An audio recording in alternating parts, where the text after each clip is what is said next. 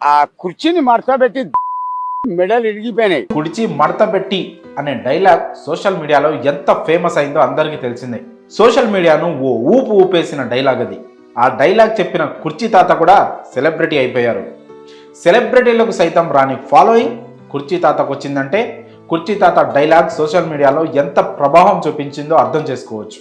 కుర్చీ తాత ఫేమస్ అయిన తర్వాత పలు యూట్యూబ్ ఛానల్స్ కుర్చీ తాత ఇంటర్వ్యూల కోసం క్యూలు కట్టాయి.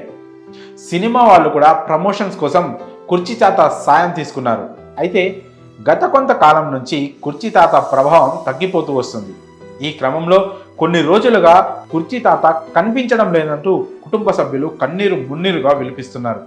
దాదాపు 7 రోజుల నుంచి కుర్చీ తాత ఆచూకీ లభించడం లేదని ఓ యూట్యూబ్ ఛానల్ ద్వారా కుర్చీ తాత భార్య, కూతురు వెల్లడించారు.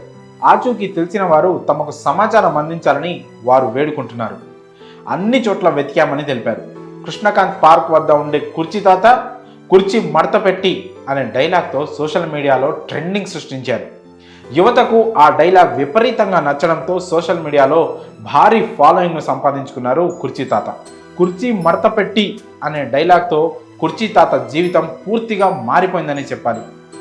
ఇదే అదునుగా భావించిన పలు యూట్యూబ్ ఛానల్స్ కుర్చీ తాత ఇంటర్వ్యూల కోసం ఎగబడ్డాయి.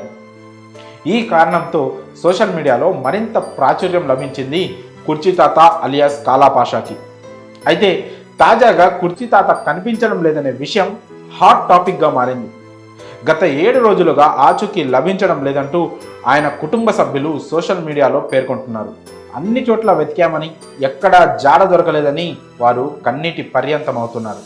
కృష్ణకాంత్ పార్క్ వద్ద ఉండే స్థానికులను కూడా సమాచారం అడిగి తెలుసుకున్నామని, గత 7 రోజుల నుంచి ఆయన ఇక్కడ